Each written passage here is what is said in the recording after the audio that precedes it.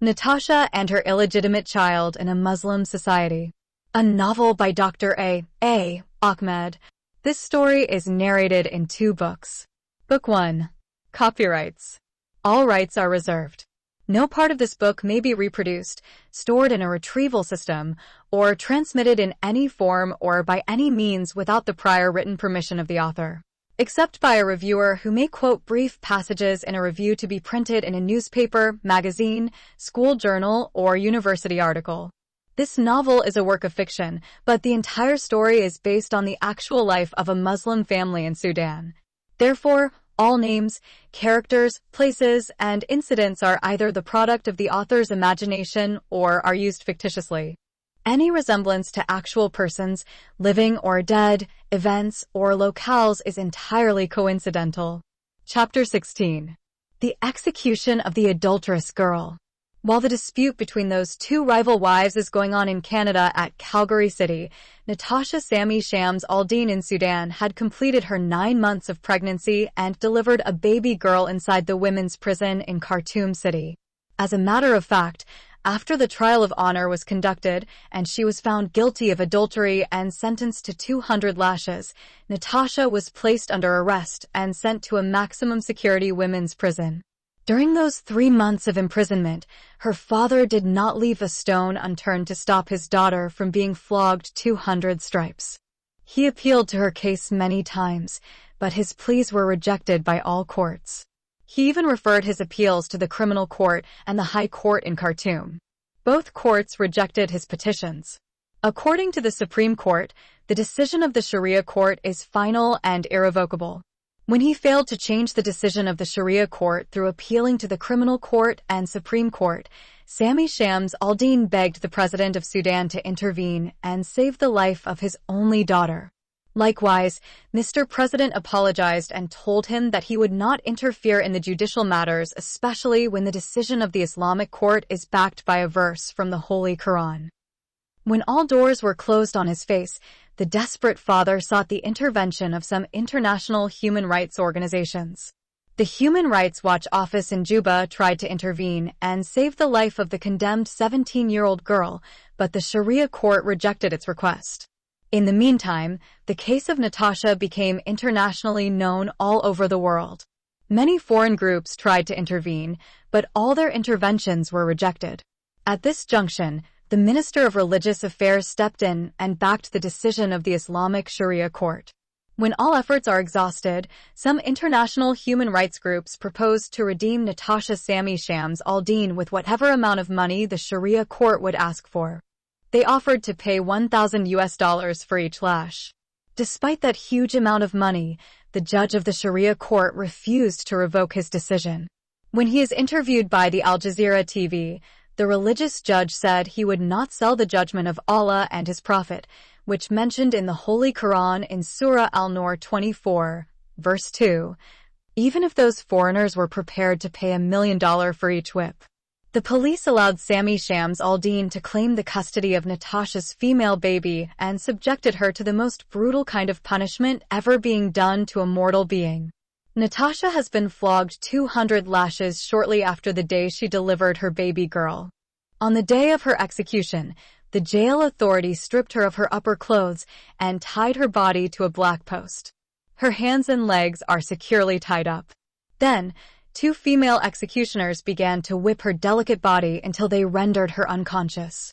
Every strike cut her delicate skin like a sharp sword and made a deep wound in her flesh. She is screaming at the top of her voice while those whips are beating her back and causing hundreds of wounds. She lost her consciousness after the whip number 50th, but the 2 female executioners continued to flog her until she became lifeless. Although the female executioners knew that Natasha had died at the whip number 70th, still the jail authority ordered them to continue flogging her dead body. The jail authority based that decision on the example of the second caliph, Omar ibn al-Khattab, who flogged his drunk son to death.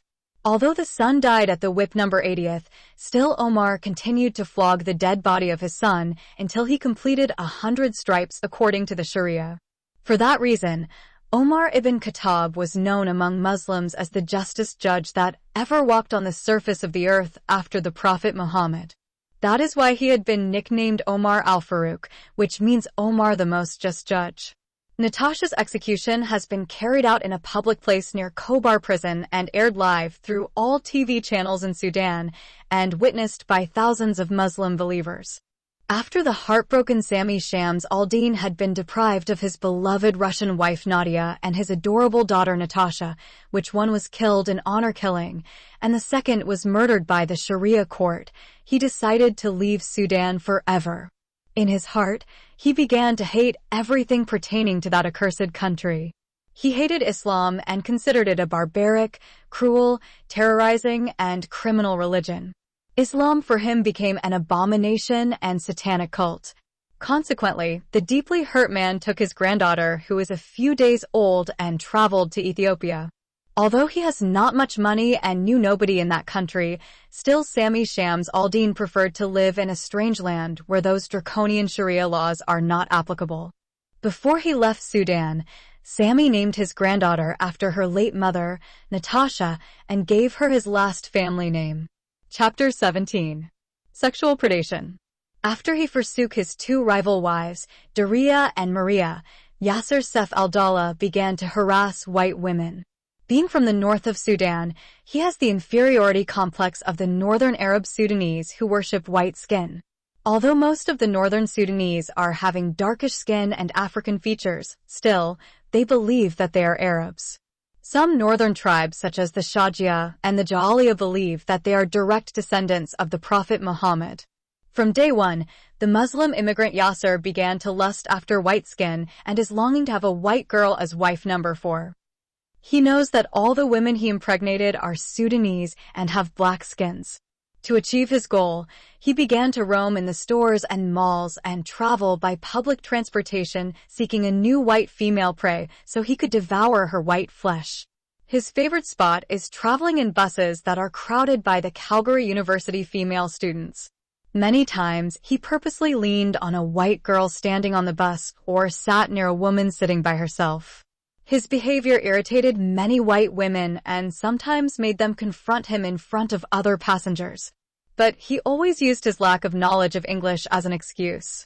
Notwithstanding, some white women took seriously his improper acts and reported him to the police authority. When the number of complaints against him increased, the police of Calgary decided to deal with him. All the complainers gave the same descriptions of the immigrant man who is targeting public transportation and sexually harassing women. To catch him red-handed, the police sent a female police officer in a civilian dress. In that way, the Canadian police tricked the sexual predator and caught him in the very act of sexually harassing a white female police officer.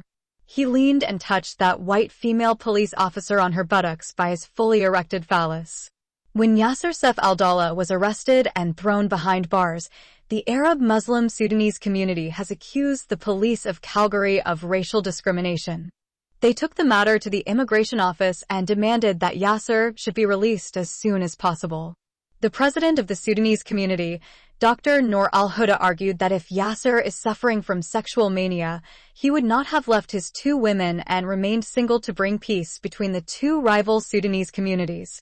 Moreover, he said the undercover female police officer had purposely put on an exceedingly sexy short pant which revealed her big buttocks and half-exposed breasts and tempted Yasser and stood in front of him. Every young immigrant man who had come from strict society as Sudan, where the woman cannot show even her hands and feet, would be sexually tempted and get sexually aroused, and his penis became erected when such a hot young policewoman stood in front of him and showed her breasts and large buttocks. The immigration office found the arguments of the former professor Noor al-Huda convincing and hence requested the police authority to waive the charges of sexual harassment from Yasser Sef al-Dawla and grant him another chance.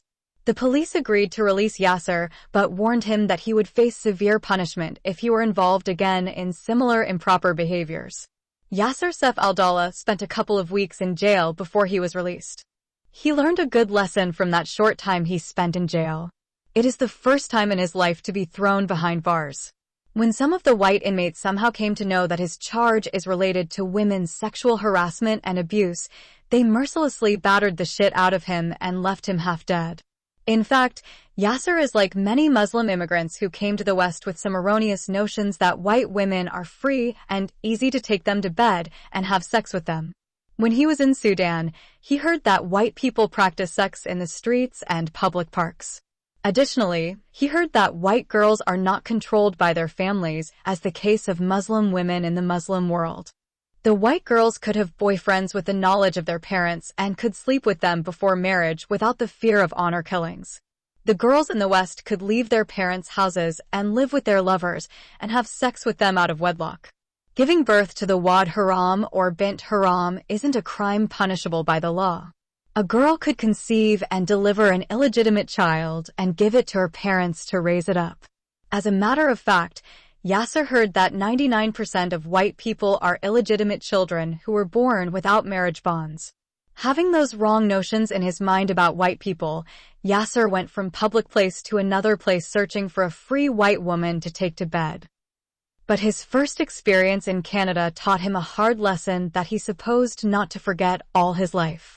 In Sudan, in a short time, he was able to cheat and impregnate 4 women. He was officially and legally fornicating with 3 of them in the name of the Islamic polygamous marriages. So, the child rapist and notorious womanizer understood that white women are more difficult to get than Muslim women. The quick release of Yasser Saif al-Dawla from prison has created a kind of reciprocal friendship between him and the president of the Arab Sudanese Association. Dr. Noor al-Huda took advantage of that friendship and convinced Yasser to take his daughter, Daria, back because according to the Sharia she is still his lawful wife. Yasser followed the advice of his father-in-law and reclaimed his second wife.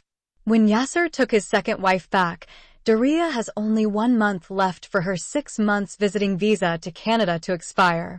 To extend her stay or keep her permanently in Canada, some people suggested to Yasser to impregnate his Muslim wife Daria, and that might force the immigration office to grant her a landed immigrant visa. Believing such a story, Yasser made his second wife pregnant again.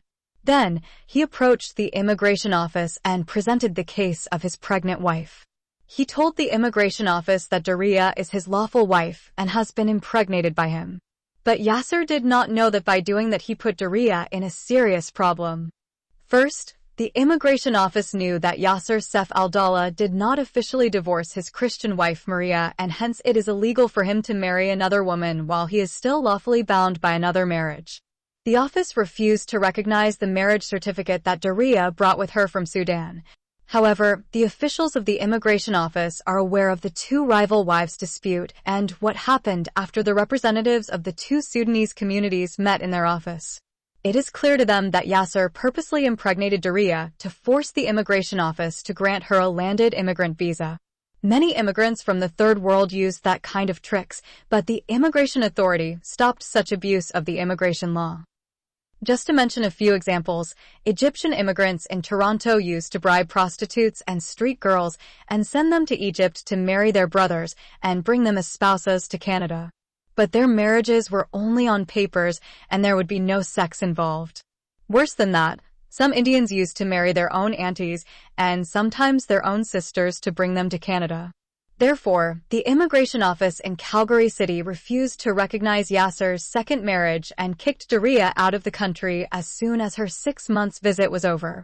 Consequently, his second wife Daria Noor al-Huda returned to Sudan with 1 child in her hands and another baby inside her womb. Shortly after his Muslim wife returned to Sudan, Yasser reclaimed back his third wife Maria. As before, the selfish man did not take his Christian wife Maria back because he loves her or missing her, but because she found a nice job and began to earn a good income. She is employed by a factory and gets paid high wages. She is working during the night. She worked from 10 p.m. to 6:30 a.m. By that time, Maria had delivered her baby girl. She named her daughter, Susan, after the name of her deceased mother. Although he is jobless, Yasser refused to babysit his newborn daughter. As a Muslim man, Yasser believes that washing dishes, cleaning the house, doing the laundry, cooking food, and taking care of the children are duties of the wife. In the Muslim world, the husband will never enter the kitchen. It will be considered a big shame if the man makes tea to himself or for his wife.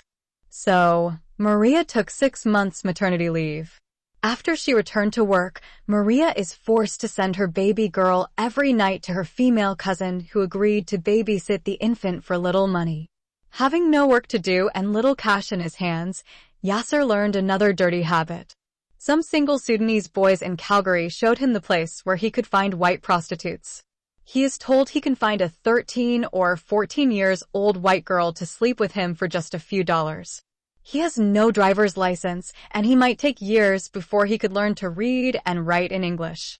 Therefore, he always asks those boys to help him to pick up a hooker in their car and bring her to his apartment.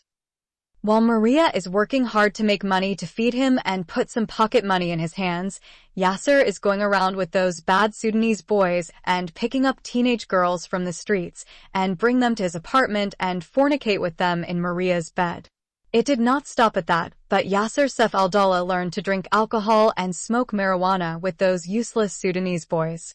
Most of those boys are jobless like Yasser and milking the system through the welfare program. Chapter 18. Brittany. Yasser's obsession for small girls and excessive love for white skin led him finally to have a relation with a 14-year-old white girl. The girl is known as Brittany Johnson. He met her in the apartment of one of his Sudanese friends. She came with her 16-year-old girlfriend, Kelly. Kelly is having a kind of beneficial relationship with a young Sudanese boy. Those two girls were in the streets before they met Yasser and his friend. After they met them, the two girls began to depend on them to meet the expenses of feeding their bad habits of alcohol drinking and smoking. Yasser and his friends spent generously on those two girls, thinking that they became their girlfriends. Sometimes, Yasser was led to steal expensive things from his apartment and sell them to have more money to spend on his 14-year-old girlfriend. Brittany Johnson was born and brought up in Edmonton City, but she ran away from home when she was 13 years old and came to Calgary City. From the time she came to Calgary, she had been involved in gang activities.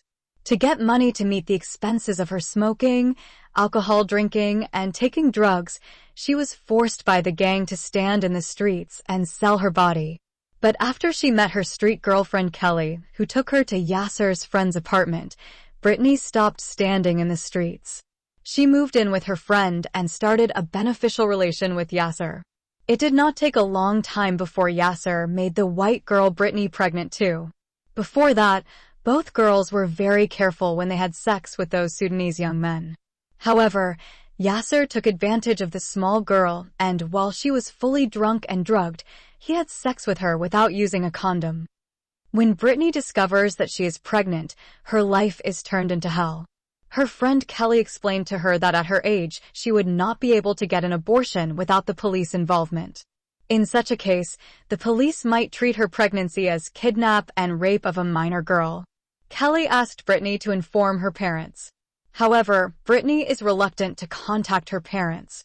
She said she would rather seek the help of the gang than her parents. In fact, at that time Brittany's mother is in jail and her father is an abusive man. The man she referred to him as her father is not her biological father. He is just the boyfriend of her mother. Brittany's mother did not know who impregnated her. When she was a young girl, she used to go to the bars and sleep with men. For that reason, she had no knowledge of who among those men she had sex with who that man who had impregnated her and fathered her daughter Brittany. When she met her last boyfriend, she decided to live with him. She made her daughter believe that the man who is living with her is her father. The man's name is Robert Johnson. Brittany has been carrying his last name for many years, thinking that he is her real father. But Mr. Robert Johnson many times while he was drunk told Brittany that he wasn't her real father. Brittany always got hurt when she heard repeatedly that the man whom she thought is her father had always denied her as a daughter. Brittany's mother finally admitted that she had no idea who was the real father of her daughter. From that day onwards, Brittany began to treat Mr. Robert Johnson as her stepfather. Notwithstanding, Brittany's stepfather always harassed her sexually and many times beat her. When her mother went to jail, Mr. Robert Johnson began to rape her. Sometimes, he forced her to go to the streets and sleep with guys and get money for him. That abusive life finally led Brittany to run away from home and go to Calgary and join a gang. During her wandering days in the streets, she didn't find anyone to love her and take care of her. All those men who picked her up in their cars wanted nothing from her except her body. As soon as they were done with her, they just dumped her back in the streets as if she was not a human being that needed their parental love and care. Therefore, when Brittany met Yasser, she found that he was willing to take care of her. She never loved him, but she loved his money and his readiness to meet her needs. But then, when he deceived and impregnated her, he turned her life upside down. She doesn't know what to do or where to go to solve her pregnancy problem. At first, she thought some of her former gang members might help her. But Kelly warned her friend Brittany that if she went to the gang they would beat and imprison her for running away from them. Finally, after all the doors were closed on her face, Brittany remembered the story that her mother told her about how she got her. When she shared that idea with Kelly, the two young girlfriends liked it and thought it might work. According to that plan, Brittany should go to the hospital and ask for an abortion. If they asked her to tell them the name and address of the man who impregnated her, she should say that she was drunk when she was impregnated by a guy who picked her up from a bar and had car backseat sex with her. Therefore, she did not know the name of the man who picked her up that night. Brittany thought that way she could easily fool the hospital authority. Nonetheless, when Brittany approached the hospital with that story, they did not believe her and immediately informed the police. The police took the matter seriously and asked Brittany many questions. They made her tell them about her parents. She also told them she used to stand in the streets and earn money in that way. The police came to know that she used to be part of a gang. The question that exposed Brittany was where she was when she got drunk and had sex with someone that she could not remember. At first, she said she was in a bar when someone picked her up. The police refused to believe that any bar could allow a minor girl to enter in. Then, she lied to them by telling them that she was in her friend's apartment when she got drunk and slept with a stranger. The police asked her to give them her friend's name and address. She refused to reveal any information about her girlfriend. Finally, the police asked her to tell them where she is living in Calgary. She gave them a fake address that does not exist in the city. When she refused to tell her address, the police decided to trick her. She is told to go without getting permission for an abortion. Then the police sent some policewomen in civilian dresses to follow her and find out where she is staying and with whom she is living. Chapter 19. The serious criminal charges. Yasser Saif Al-Dawla is 32 years old and completed 1 year in Canada when he impregnated Brittany. During this year, he did not do any work. When he came in the country, he depended on the money that he used to receive every month from the immigration authority. But when his wife Maria found a job, the government stopped supporting them. For some time, Yasser lived on the little cash that he received as pocket money from his working wife. However, when he developed those bad habits of drinking alcohol and smoking, he began to steal from his wife's apartment. Many times, his wife caught him stealing from her and threatened to kick him out if he did not stop stealing from her. In fact, neither Maria loves Yasser nor Yasser loves Maria. It is a beneficial relationship. Maria needs a young, handsome man to satisfy her sexual needs, and Yasser needs someone to take care of him financially. For that reason, Maria could not throw Yasser out of her apartment although she knew he was stealing from her. Moreover, she is aware that he is cheating on her with a white girl who is as small as his daughter. When Yasser met Brittany, he began to be in need of extra money. Brittany's addiction habits led him to come up with a new idea of getting more money. He knew that if he stopped supplying her needs, Brittany would leave him and go for someone else. Before he executed his plan, Yasser shared it with his Sudanese friend. Then, he went to the social welfare office and lied to them that his wife kicked him out of the house and now he is sharing an apartment with his friend. When the social welfare office contacted his friend, they could be able to verify his claim. Therefore, the jobless Yasser began to receive every month a check from the welfare office. Yasser Saif Al-Dawla is taking seriously his relationship with Brittany. He told her that he was prepared to leave his wife and marry her. Brittany explained to him that a girl of her age is not allowed to get married in Canada. Yasser told her that he would take her to the Middle East and marry her. He assured her that in the Muslim countries the girl could marry even if she is 9 years old. Brittany considered his proposal to take her to the Middle East as a joke. Still, she told him she was prepared to accompany him everywhere he could take her. Yasser is extremely possessed by his love for Brittany. He is obsessed with her white color and young age. He did not believe that her age is a problem. He thought that Brittany did not want to make a commitment to marriage at that age. He concluded that she either scared of her parents that they might not agree for her to have a relation with a Muslim immigrant, or she might not want to marry a man who is 18 years older than her. He planned to force her to agree to marry him. To carry out his plan, he decided to impregnate her. Yasser is still having that wicked idea in his mind that if he impregnated a girl, her parents would be obligated to marry her to him. He knew that Brittany would never allow him to have sex with her without using a condom. For that reason, one night he made her purposely overdrunk and drugged and had sex with her without the use of a condom. When Brittany discovered that she is pregnant, she did not share her discovery with Yasser. Even so, he suspected that he impregnated her and waited for her to come and beg him to marry her. Yasser knew he tried before to use the same plan with Natasha's parents, but it didn't work. But this time he had high hopes that his plan would work with Brittany.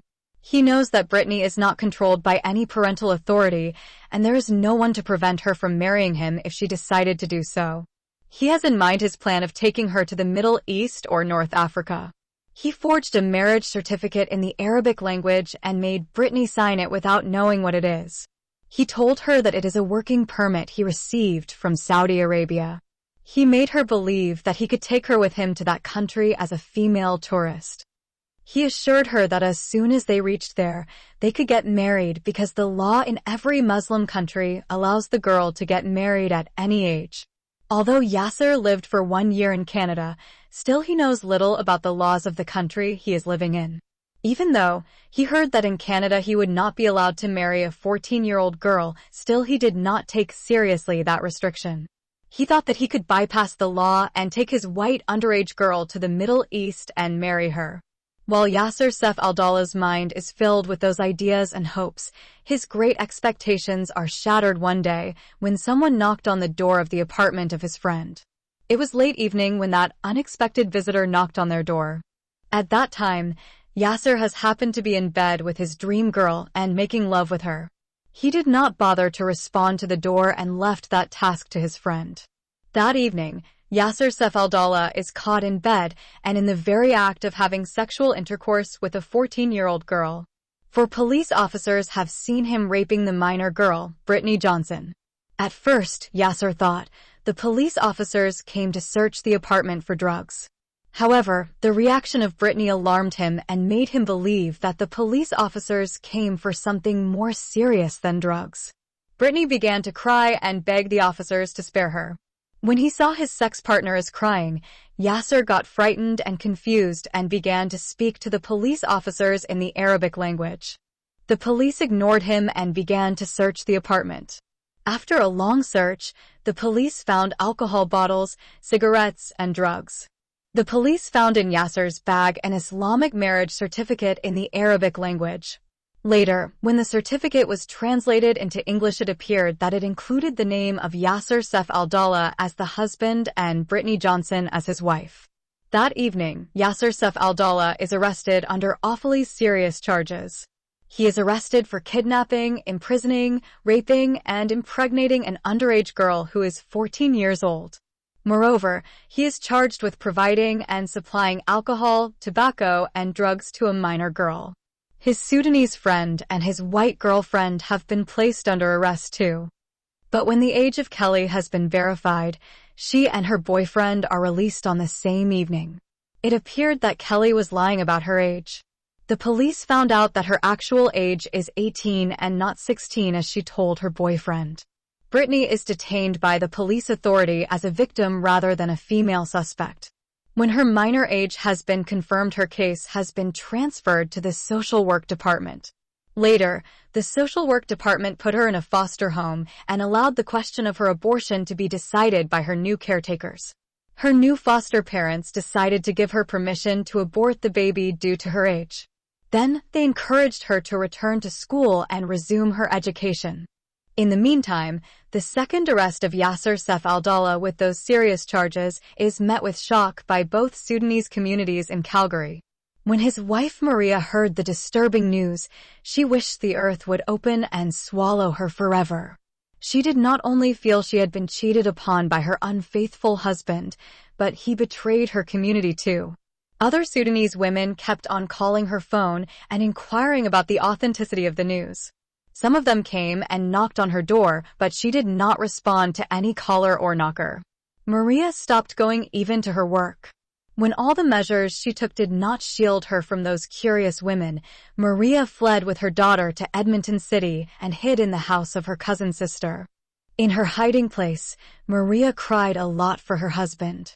In fact, she did not cry because she loved or missed him, but she cried for the future of her daughter. How could she tell her daughter when she becomes mature that her father was arrested as a child abuser and rapist? This time, the African Southern Sudanese Association decided not to interfere in the case of that Muslim Arab Sudanese who is a sex fiend. Nonetheless, the Arab Muslim Northern Sudanese Association appointed a lawyer to defend the case of Yasser Seif Al-Dawla. The lawyer is originally a Syrian immigrant who became a Canadian citizen. He is an Arab and Muslim too. Dr. Noor al-Huda informed the lawyer to convince Yasser to change his statement. He should say that the girl lied to him about her real age. The retired professor Noor al-Huda had already heard from Yasser's friend that the other girl, Kelly, lied to him about her age. But if the police would not allow Yasser to alter his statement, Dr. Noor al-Huda told the lawyer to defend him on the ground that he is a new immigrant and did not know that the law in Canada forbids a grown-up man to have sex with a 14-year-old girl. As the president of the Muslim Arab Sudanese Association, the ex-professor Noor al-Huda felt that it is his duty to defend a Muslim and Arab Sudanese, and especially that person is his son-in-law, and his daughter had 2 children from him. Once again, he wants to play that controversial issue of Sharia laws versus Western laws. Chapter 20. The past criminal record of Yasser. The police of Calgary pulled out the previous charges that had been laid upon Yasser Seif Al-Dawla when he was arrested for the first time and added them to the new charges. According to his criminal record, 13 Canadian women lodged complaints of sexual harassment against him. Some of those female complainers are even girls under the age of 16. All 13 victims are white women. Therefore, the police of Calgary concluded that sexual predator is targeting women of white skin. But due to the intervention of the Immigration Office and the Sudanese community, Yasser Seif Al-Dawla was not prosecuted on those previous offenses. When such information leaked to the media, it created a social uproar. Many social workers and journalists blamed the police department for waiving those previous charges and releasing such a habitual sexual offender. Also, some social workers informed the media that Yasser Seif Al-Dawla arrived in Canada with 2 wives, but the police of Calgary kicked one of the 2 women out of the country while she was carrying his second baby in her womb. Such new information made the case of Yasser to be of great interest. Some journalists requested the Immigration Office to give them permission to have access to Yasser's case that led him to immigrate to Canada as a refugee. The immigration officials refused to allow any access to his file because such information is held in high confidentiality for the protection of the immigrant's privacy. The journalists rejected such an argument on the ground that the Immigration Office had already allowed the RCMP to investigate the file of the South African medical doctor who was charged with serious sexual offenses. Moreover, there were many cases of immigrant refugees who were accused of terrorist plots, and the RCMP had access to their records with the Immigration Office. When the media put pressure on the Immigration Office, the seal of Yasser Seif Al-Dawla's file is broken, and the reason for his immigration from Egypt to Canada became public knowledge. It appeared that Yasser is wanted in Sudan for similar offenses. However, to protect him from being extradited from Cairo to Khartoum and get stoned to death by the Islamic Sharia court in Sudan, the UN office in Egypt requested the Canadian embassy to fly him over to Canada within 6 days. Some curious journalists did not stop at that, but flew over to Sudan and obtained more serious information than what was mentioned in Yasser's immigration file. Those journalists know any sexual crime involved two persons, the sexual offender and the victim. So, since Yasser's file did not include the victim, those journalists traveled to Sudan to find out who was that victim and what had happened to her.